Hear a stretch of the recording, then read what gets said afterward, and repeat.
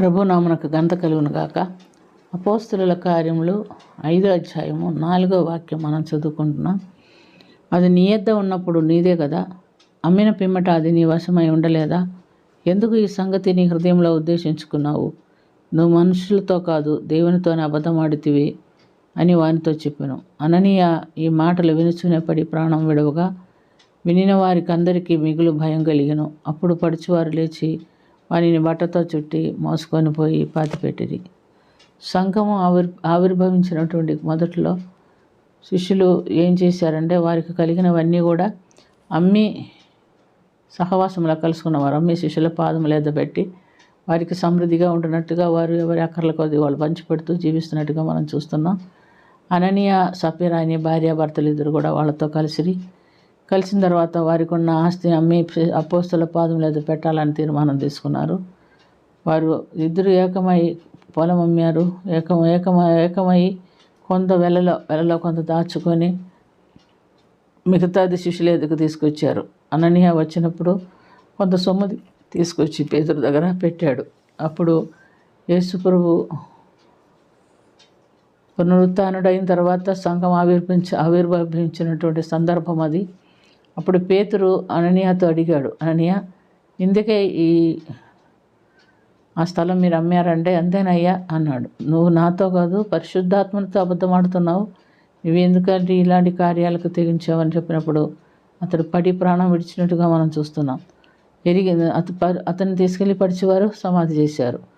జరిగిన విషయం ఎరగకనే సపీరా వచ్చింది. సపీరాతో కూడా అడిగినప్పుడు అంతేనయ్యా అని ఆమె కూడా అబద్ధం ఆడారు. మీరు పరిశుద్ధాత్మ దేవునికి వ్యతిరేకంగా మాట్లాడటానికి ఎందుకు భయపడలేదు అని చెప్పి భర్తను మోసుకొని పోయిన వారు వాకట్నే ఉన్నది, నువ్వు కూడా వెళ్ళమన్నప్పుడు ఆమె కూడా వారి అక్కడ పడి ప్రాణం విడిచినట్లుగా మనం చూస్తున్నాం. ప్రియ దేవుని బిడ్డలారా, మనం దేవుని దగ్గర తీసుకొనినటువంటి తీర్మానం ఒప్పందం మొక్కుబడి అంటాం.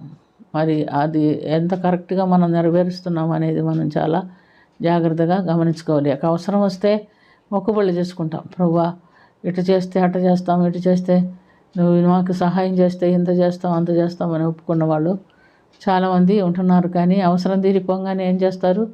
మర్చిపోతారు. మళ్ళీ ఇంకొక దెబ్బ పడితే కానీ అవి గుర్తుకు రాదు. మనం న్యాయాధిపతి గ్రంథము 11వ అధ్యాయము 30వ వచనంలో యెఫ్తా అనేటటువంటి రాజు న్యాయాధిపతిని గురించి మనం గమనిస్తున్నాం.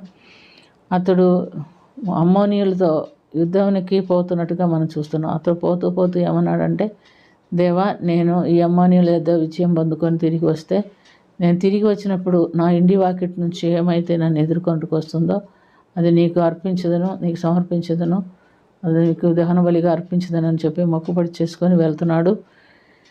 వెళ్ళిన తర్వాత యెఫ్తా విజయం పొంది వస్తున్నట్టుగా మనం చూస్తున్నాం. అతడు వచ్చినప్పుడు అతన్ని ఎదుర్కొన్నట్టుకు అతని కుమార్తె తంబరతోనూ సితారతోనూ చేతపట్టుకొని దేవుని స్తుతిస్తూ కుమార్తె ఎదురు వచ్చింది. అతనికి ఆమెయే తప్ప ఆడపిల్ల కానీ మగ పిల్లవాడు కానీ వేరే ఎక్కరు లేదు.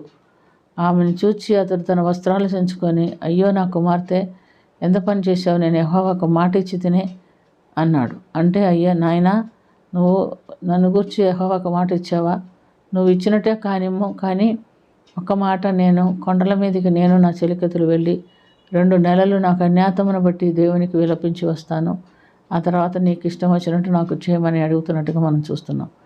అలాగే తండ్రి యొక్క మొక్కుబడికి కుమార్తె కూడా సహకరించి ఆమె 2 నెలలు కొండల మీదకి వెళ్ళి కన్యాతమును గురించి ప్రలాపించి వచ్చినప్పుడు ఆయన కోరుకున్నట్టుగానే ఆయన ఒప్పుకున్నట్టుగానే ఆ కుమార్తెకి చేశాను అని దేవుని వాక్యంలో మనం గమనిస్తున్నాం.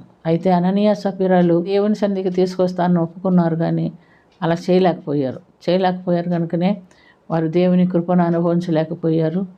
ప్రియమైనటువంటి దేవునిలారా, మనం కూడా నోటితో ఒప్పుకోకుండా ఉండటం మంచిది. ఒప్పుకున్న తర్వాత ఖచ్చితంగా దాన్ని నెరవేర్చాలి అనే విషయం ఎవరు కూడా మర్చిపోకూడదు. మరి నేను కూడా దేవుని ఎరగని దాన్ని ఒకప్పుడు నా పెద్ద కుమారుడు చనిపోయి అరగంట తర్వాత బ్రతికాడు. అప్పుడు ప్రభు చెప్పాడు, వాడు నీ సొత్తు కాదు నా సొత్తు అన్నాడు. సరే ప్రభు, నీకే ఇచ్చేస్తానని ఒప్పుకున్నాను. వాడు చిన్న వయసు నుంచి కూడా వాడిని బ్రతికించాడు దేవుడు అరగంట తర్వాత. నేను దేవునికి సమర్పించుకున్నాను, నువ్వు కూడా సమర్పించుకున్నాను, నా ఆత్మీయ తల్లి సమర్పించుకున్నాను, నీ పని చేస్తాను ప్రభు అని ఒప్పుకున్నాను. ఆ తర్వాత వాడు బ్రతికిన తర్వాత వాడు చిన్న వయసు నుంచి కూడా నేను వాడికి నువ్వు దేవుని సొత్తు నాయన, నువ్వు దేవుని పని చేయాల్సిందని నేర్పిస్తూనే ఉన్నాను. కొంచెం పెరిగి పెద్దవాడైన తర్వాత దానికి మనసు అంగీకరించలేదు, కానీ నువ్వు ఇంకే పని చేయడానికి వీల్లేదు, నువ్వు దేవుని పనే చేయాలా. మనకు బైబిల్ ట్రైనింగ్, డిగ్రీ పాస్ అవ్వటం, బైబిల్ ట్రైనింగ్ తీపించడం, వాళ్ళు పాస్టర్గా నియమించడం, ఇది మన అలవాటు కాబట్టి అలా జరిగిపోయింది. కానీ ఇప్పుడు కూడా వాడు ఆ యొక్క మొక్కుబడి నుంచి పక్కకి రాలేదు. సమర్పణతోనే ప్రభు పరిచర్య చేస్తున్నవాడు, వాడి కుటుంబం అంతా కూడా దేవునికి సమర్పించుకొని పరిచర్య చేస్తున్నట్లుగా మనం చూస్తున్నాం. కాబట్టి ప్రియమైనటువంటి దేవునిలారా, అది చిన్న మొక్కుబడి అయినా పెద్ద మొక్కుబడి అయినా మనం దేవుని సన్నిధిలో ఒప్పుకున్న ప్రకారంగా చేయటం మనం నేర్చుకోవాలని ఈ వాక్యం ద్వారా దేవుడు మనకు నేర్పిస్తున్నాడు. అననీయ సప్ఫీరా వల్ల చేస్తే మనం మధ్య వయసులోనే చనిపోవాల్సి వస్తుంది. అలాంటి పరిస్థితులు ఎవరికి కలగకుండా దేవుడు దీర్ఘాయుష్మంతులుగా ఆశీర్వదించబడిన జనాంగంగా మనలందరినీ దీవించడానికి దేవుడు సహాయం చేయనుగాక. ఆమేన్. ప్రార్థన చేసుకుందాం.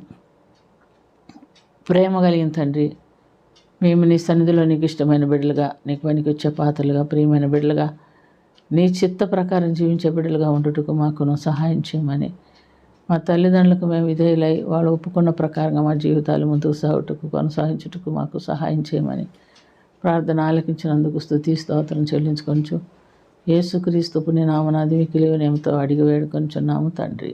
ఆమేన్.